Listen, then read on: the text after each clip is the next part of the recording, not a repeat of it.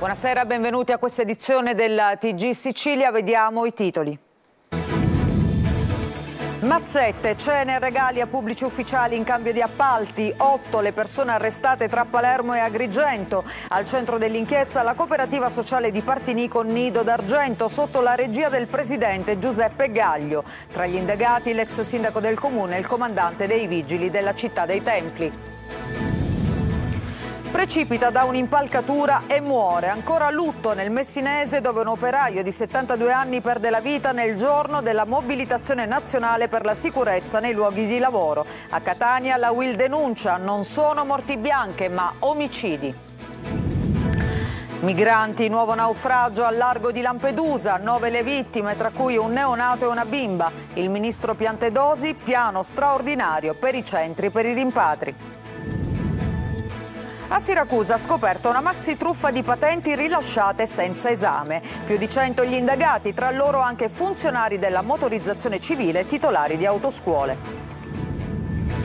Scia di violenza senza fine negli ospedali siciliani. A Palermo, paziente picchia ripetutamente un medico del Policlinico. Per il sanitario una prognosi di 15 giorni. Dall'emergenza discarica agli elevati costi di gestione dei rifiuti, a Sant'Agata Libattiati vertice tra gli amministratori della provincia etnea. Dalla regione in arrivo 20 milioni di ristori. E infine il calcio, febbre da derby a Catania, contro il Messina e Rossazzurri si giocano tutto. Zeoli conferma la difesa a 3, dovrebbe ritrovare Ciccarelli e Peralta titolari.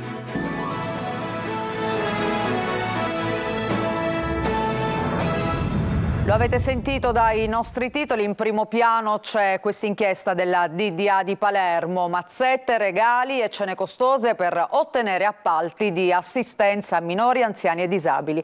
Tutto questo avveniva sotto la regia del presidente del CDA della cooperativa sociale dal fatturato milionario Nido d'Argento. Stiamo parlando di Giuseppe Gaglio, che è arrivato agli onori della cronaca come ideatore del progetto di ristrutturazione di Borgo Parrini, divenuto una meta turistica, ma sentiamo il servizio di Manlio Viola.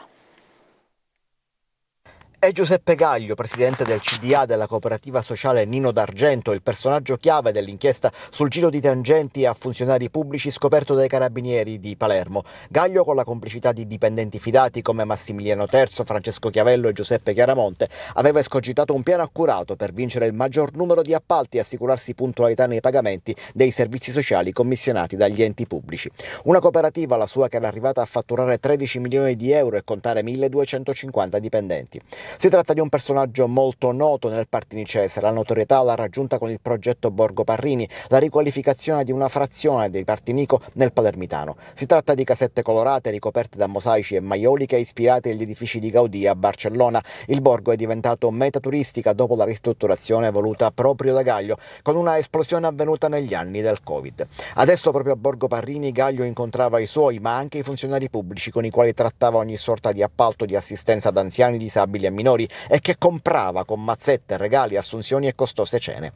Abbiamo amici in ogni posto, diceva presentandosi il suo fidato dipendente Massimiliano Terzo. Sono 11 complessivamente gli indagati, 3 finiti in carcere, 5 domiciliari, 3 destinatari di sospensione dai pubblici uffici. Per pagare mazzette e regali, secondo gli inquirenti, sarebbero state anche emesse fatture per servizi mai prestati.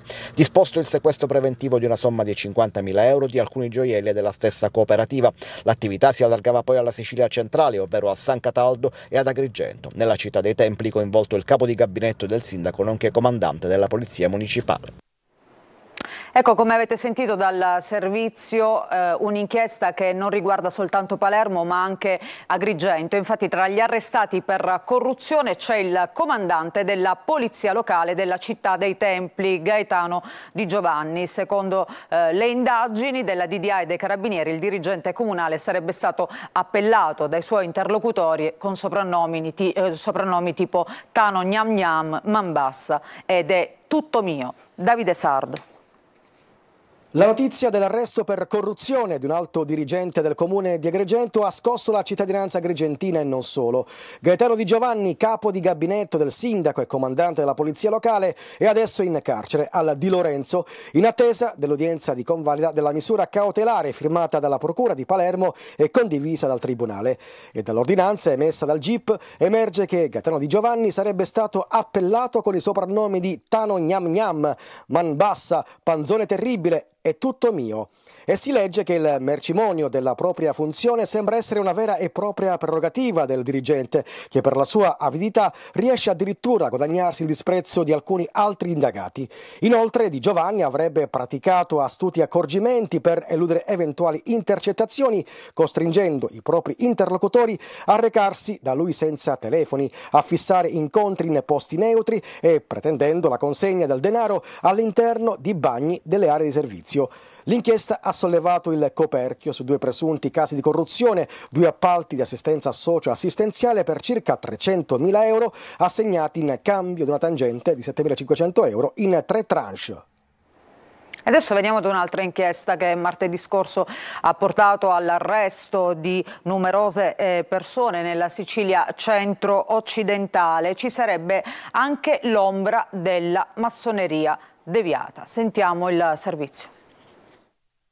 La settimana della Fiera della Corruzione esplodono uno dietro l'altro i casi eclatanti che vedono il coinvolgimento di pubblici ufficiali da Palermo a tutta la Sicilia centro-occidentale. Da lunedì le operazioni condotte dalla Direzione Distrettuale Antimafia di Palermo disegnano un quadro preoccupante di illegalità. E oltre il coinvolgimento della mafia compare anche l'ombra lunga della massoneria deviata. A far parlare di questo filone la figura di Achille Andò, coinvolto nella prima inchiesta di questa settimana, quella che ha portato in carcere il consigliere comunale storico di Palermo Mimmo Russo. Sarebbe stato proprio lui, Andò, faccendiere e consulente di società edilizie interessate a realizzare un centro commerciale nel quartiere di Roccella, a individuare tutte queste aree. Andò avrebbe avuto un ruolo anche ai tempi della realizzazione del centro commerciale Forum, attualmente il più grande di Palermo. Un'ombra lunga che incrocia anche la figura di Gregorio Marchese, altro contatto di Russo, figlio di Filippo Marchese, noto killer di Cosa Nostra. Figure queste di cui parlano una decina di pentiti che raccontano di Russo e di come lui stesso e i suoi interessi fossero finiti nel mirino delle cosche, che volevano addirittura assassinarlo. Ma lui fu salvato da uno dei collaboratori di giustizia e grazie ai favori agli ex carcerati si insinuò nelle famiglie, restando sulla cresta dell'onda per 30 anni, oltre 20 dei quali da consigliere comunale, almeno stando alle accuse che muove la procura. Continuiamo con la cronaca, c'è un'altra vittima sul lavoro, un'altra morte bianca, un uomo di 72 anni è morto a Milazzo, è caduto da un'impalcatura da un'altezza di 10 metri mentre lavorava all'interno di un edificio privato. Ci racconta tutto Francesco Triolo. Si trovava su un'impalcatura a 10 metri di altezza, un attimo dopo è caduto, ha perso così la vita un uomo di 72 anni in quello che ad una prima ricostruzione si può catalogare come incidente sul lavoro. La tragedia è avvenuta intorno alle 15 a Milazzo, in provincia di Messina. L'uomo si trovava a lavorare su un'impalcatura all'interno di un edificio privato di via Giorgio Rizzo quando si sarebbe sganciato un montacarichi che avrebbe trascinato l'uomo. Si tratterebbe di un locale in ristrutturazione da mesi, adiacenti a quelli che fino a pochi mesi fa ospitavano una concessionaria di minicar. L'uomo, proveniente da un paese del comprensorio di Barcellona, Fondachelli Fantina, sarebbe morto sul colpo. Il 72enne si trovava in compagnia del figlio, che ha fatto scattare subito l'allarme. Sul posto sono intervenuti i carabinieri che stanno eseguendo le indagini e l'ambulanza del 118, ma per l'uomo non c'è stato nulla da fare. Un'altra morte che arriva nel giorno in cui CGIL e UIL si mobilitano per chiedere più sicurezza e controlli proprio nei posti di lavoro. La UIL denuncia non sono morti bianche, si tratta di omicidi. Giusy Lazzara.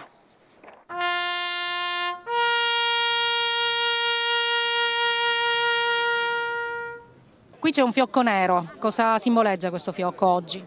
Questo fiocco oggi simboleggia la morte del lavoro, troppi incidenti sul lavoro. Su Catania continuiamo ad avere 9 ispettori sul lavoro quando ne avremmo di bisogno di almeno 40 in base al numero dei lavoratori. Sicurezza e controlli, ma la piaga dei subappalti fa ancora morti, così anche nell'ultima tragedia in Emilia, con 5 vittime accertate, fra loro il giovane siciliano partito per lavorare. Dobbiamo parlare di omicidio sul lavoro e questi non sono imprenditori, ma sono prenditori che prendono la vita degli altri perché offrono un lavoro poco dignitoso, con delle garanzie zero, quindi questi sono degli assassini.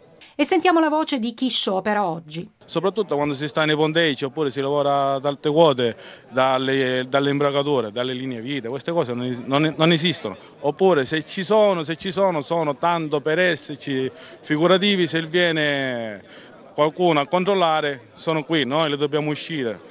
Ma nei subappalti queste cose non esistono. Morire di lavoro stamattina, una corona d'alloro, è stata posta in via Sacchero, dove il 20 marzo del 2018 rimasero fulminati nello scoppio all'interno di un basso i vigili del fuoco Giorgio Grammatico e Dario Ambiamonte.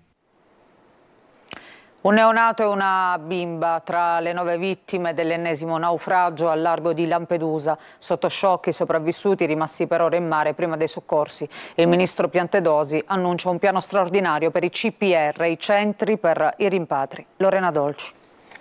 Un bambino di 6 mesi, un neonato, scomparso fra le onde di un mare in tempesta, lo stesso che ha inghiottito una bimba fra i 4 e gli 8 anni, altre 6 persone. Un ventenne è morto al molo Favaloro di ipotermia dopo un'ora di tentativi di rianimarlo. Altre 15 persone risultano ancora disperse e il bilancio ancora provvisorio reso noto dall'Alto Commissariato per i Rifugiati, che sta coordinando gli aiuti per i sopravvissuti dell'ennesimo naufragio al largo di Lampedusa. Una ventina di persone che si trovano in condizioni mentali e fisiche estremamente critiche. Il gruppo, composto da circa 46 persone, era partito da Sfax in Tunisia su una barca d'acciaio. Le condizioni del tempo sono andate gradualmente peggiorando, con onde che hanno raggiunto i 5 metri. I migranti hanno iniziato ad agitarsi quando il motore si è rotto e sono rimasti alla deriva. La barca si sarebbe rovesciata ieri mattina e i soccorsi sono arrivati nel pomeriggio, quando i migranti erano in mare già da ore. Intanto il ministro dell'Interno Piantedosi, rispondendo al question time al Senato, ha annunciato un piano straordinario per i CPR, i centri per i rimpatri, che saranno aumentati e ristrutturati. Resta poi la vicenda della Mare Ionio, che ha presentato un ricorso urgente al Tribunale di Ragusa contro la sanzione pecuniaria e il fermo amministrativo inflitto dal governo. La nave sta lavorando anche ad un esposto penale contro il governo libico e la motovedetta che ha aperto il fuoco. Per Piantedosi i colpi sarebbero stati sparati in aria e solo dopo che i migranti erano stati salvati e invitati a lanciarsi in mare dai volontari della ONG. A Siracusa venivano rilasciate patenti senza sostenere l'esame. Un'operazione della Polizia di Stato ha scoperto questa maxi truffa dove ci sono più di 100 indagati, tra loro anche funzionari della motorizzazione civile e alcuni gestori di autoscuole. Il commissario D'Arrigo al nostro TG ha detto che tutto è iniziato da un semplice controllo sulla strada. Sentiamo Francesca Loi. La patente non veniva rifiutata a nessuno, centinaia quelle rilasciate a soggetti che non avevano mai sostenuto l'esame. Più di 100 le persone nel mirino della Polizia di Stato a Siracusa, tra cui funzionari della motorizzazione civile e gestori di diverse autoscuole della provincia. Tutto è partito da un controllo su strada. L'attività è partita dai quotidiani controlli che svolgiamo su strada, su veicoli e su persone. Controlli attenti, atti a verificare la validità dei titoli abilitativi di guida. Un articolato sistema che prevedeva la conversione di patenti militari o estere in patenti civili. Fin qui nulla di strano, se non che i beneficiari non avevano mai prestato servizio militare o conseguito il titolo all'estero. Le indagini coordinate dalla Procura vanno avanti. Gli indagati sono più di 100, ma l'attività di polizia giudiziaria è ancora in corso. Si sta cercando di comprendere la reale dimensione di questo disfunzionale fenomeno. Naturalmente tutte le patenti sono state sequestrate. Chi vorrà tornare alla guida dovrà prima sostenere l'esame, per davvero. E adesso cambiamo argomento, torniamo a parlare di questa scia senza fine di violenze negli ospedali siciliani. A Palermo un paziente di 32 anni picchia un medico di turno al policlinico e per il sanitario le ferite saranno guaribili in 15 giorni. Sentiamo Marco Gulla. Ancora violenza negli ospedali siciliani, una sequela senza fine. Un paziente di 32 anni ricoverato nel reparto di chirurgia plastica dell'ospedale policlinico di Palermo dopo un incidente stradale ha picchiato un medico di turno provocandogli una ferita guaribile in 15 giorni. L'uomo ha anche aggredito la moglie richiedendo necessario più volte l'intervento degli agenti di polizia. Dimesso dopo un primo ricovero, ieri il paziente si è ripresentato in ospedale picchiando appunto il medico. L'episodio riporta alla mente l'aggressione subita dal primario di endocrinologia oncologica dell'ospedale Cervello di Palermo, Alfredo Caputo. Il medico ha rischiato la vita e si è salvato per miracolo. Il suo aggressore, che avrebbe premeditato la vendetta, si era presentato in ospedale armato di un'arma da taglio. Sempre al policlinico, nei mesi addietro, un'infermiera era stata aggredita da un uomo perché aveva atteso troppo il suo turno. Episodi su episodi, una scia di violenza senza fine. Restiamo a Palermo. Il PM ha chiesto l'archiviazione delle accuse nei confronti del 47enne che lo scorso gennaio aveva dato alle fiamme il cane Aaron, provocando la morte dell'animale dopo 2 giorni di agonia. Per il magistrato l'uomo sarebbe incapace di intendere e di volere. La procura ha avvisato 19 parti tra enti, associazioni, onlus, persone fisiche che si erano costituiti quali persone offese della richiesta, avvertendole che hanno 20 giorni per proporre opposizione. E adesso invece ci trasferiamo nel catanese. Dall'emergenza discariche agli elevati costi di gestione dei rifiuti a Sant'Agata Libattiati, l'incontro tra numerosi amministratori della provincia etnea. Al termine della riunione sono arrivate delle rassicurazioni, infatti dalla regione arriveranno 20 milioni di ristori. Tonino De Mana. È un grido d'allarme che si alza da Sant'Agata Libattiati ma che coinvolge decine di paesi della provincia di Catania alle prese con i costi di gestione dei rifiuti sempre più alti, tanto da mettere in crisi i bilanci comunali. E sui contribuenti incombe lo spettro dell'aumento della Tari, una doppia mazzata per chi paga puntualmente le tasse e per gli amministratori locali. E Marco Rubino a farsi portavoce della questione rifiuti. Il tempo che intercorre per la realizzazione di questi termovalorizzatori circa passeranno 4 anni. Cosa fanno le comunità che sono abituate ad una sana programmazione, progettualità dell'indomani? Da un lato gli aumenti della Tari, dall'altro l'elevato numero di evasori, una situazione insostenibile. Stiamo sollevando questa problematica proprio perché i costi di conferimento del rifiuto indifferenziato soprattutto oggi è diventato chiaramente insostenibile e questa situazione ricade sulle tasche dei cittadini. Faccio un appello a tutti comunque di pagare le tasse, quelle giuste, e noi come sindaci invece di unirci per poter abbassare i costi in discarica e quindi favorire i nostri cittadini a pagare di meno la bolletta della Tari. Il sindaco di Mascalucia, Magra, si rivolge invece a chi paga con regolarità le tasse. Io chiedo scusa ai miei concittadini, stiamo lottando e ho promosso insieme, invitando il sindaco di Battiati a questa iniziativa che aveva già promosso anni fa, per cercare di fare quadrato e chiedere alla Regione quanto e quali possono le soluzioni che loro stanno mettendo in campo.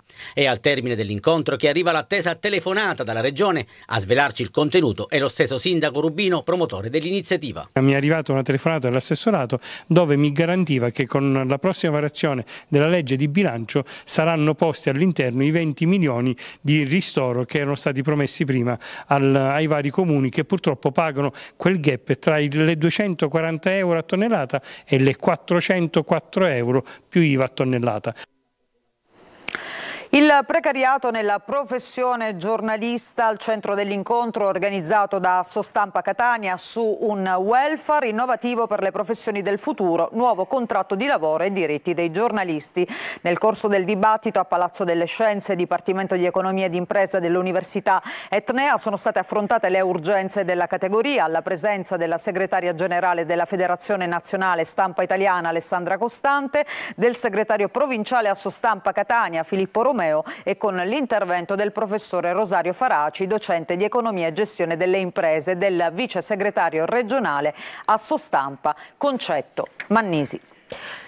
Ancora un riconoscimento per il corto Assunta di Luana Rondinelli. L'interprete catanese Donatella Finocchiaro vince il premio come miglior attrice nella sezione Diritti Umani del Prato Film Fest. Il corto tratta il delicato tema dell'affido familiare e della violenza domestica. Eva Spampinato. Io sono Assunta, ma io non sono di nessuno. Intensa e umana, Donatella Finocchiaro vince il premio come miglior attrice nella sezione diritti umani del Prato Film Fest per il cortometraggio Assunta, dell'eclettica e mai banale Luana Rondinelli, attrice, sceneggiatrice e regista di Marsala, che mette al centro dei suoi lavori il mondo delle donne. Donatella è un'attrice straordinaria ed una donna generosa e altruista che ha saputo affrontare questo ruolo con un'eleganza morale, dando coraggio e forza ad un personaggio, quello di Assunta, che vive una vita di soprusi, di violenze, ma che mette al centro l'amore per il proprio figlio. Ora sta bene un figlio mio, di notte dorme, non trema più, non si scanda. Con immagini e versi Luana Rondinelli squarcia il velo di ipocrisia, retorica e svalutazione che riguarda la violenza sulle donne. Le sue femmine hanno la forza di ricominciare, donne buttate a terra dalla vita, ma pronte a prendere scelte anche forti per proteggere se stesse e i propri figli, come fa Assunta.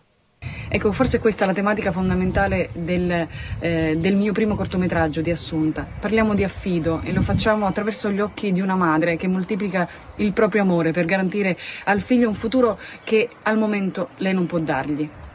Il cortometraggio è ispirato ad un racconto di Alessandro Savona, Niente mai, e questo premio è una carezza che abbraccia tutti quelli che hanno lavorato alla realizzazione di questo cortometraggio.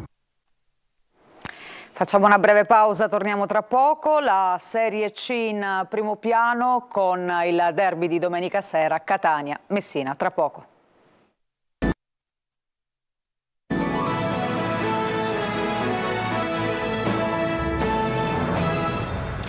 Seconda parte del nostro giornale, ancora ben trovati. Adesso il calcio con la Serie C in primo piano in vista di questa sfida Catania-Messina di domenica, che sarà decisiva soprattutto per i rossazzurri. Zeoli recupera Cicerelli e Furlan e spera di poter dare un po' di spazio a Sturaro, conferma anche per la difesa a 3. Marco Carli. La partita più importante della stagione, una definizione utilizzata quest'anno per tante gare del Catania. Poi, soprattutto in campionato e puntualmente in trasferta, finite male. Quella col Messina dunque resta la partita da non sbagliare assolutamente. A dirlo è la classifica che vede i rossazzurri non in zona play-out solamente per la differenza reti, ma in realtà a pari punti con la quintultima, il Monopoli. Il Messina invece si trova a un solo punto dalla 10ª posizione e sarà anche gioco forza arbitro di questo finale di campionato, visto che dopo aver battuto il Monterosi si ritrova domenica il Catania, alla penultima il Potenza ed infine il Monopoli. I giallorossi, che al Massimino non avranno i tifosi, il loro obiettivo l'hanno praticamente raggiunto. Il Catania no, e per garantirsi quei playoff che fino a qualche turno addietro sembravano quasi scontati dopo la conquista della finale in Coppa Italia, devono cambiare marcia. Nel girone di ritorno 8 sconfitte, 14 punti, solo il Brindisi ha fatto peggio. Zeoli ha incassato da Sturaro un'altra volta la volontà di essere protagonista. La domanda è come? Probabilmente partendo dalla panchina. Rientrano dalla squalifica Cicerelli e Furlan, il primo è destinato a prendersi il ruolo di titolare come quinto a sinistra, il secondo sarebbe favorito nel ballottaggio con Albertoni. Difesa 3, le 2 punte di ruolo e centrocampo in cui troverebbe spazio Peralta da mezzala. Interpreti che ovviamente saranno ulteriormente valutati, ma Zeoli sembra volersi affidare alle poche certezze del momento, nel sistema e nei giocatori, nell'attesa che i suoi alcune certezze le trovino anche in campo. E questo era il nostro ultimo servizio che chiude questa edizione del TG Sicilia. Grazie per averci seguito. A tutti voi una buona serata e un buon proseguimento.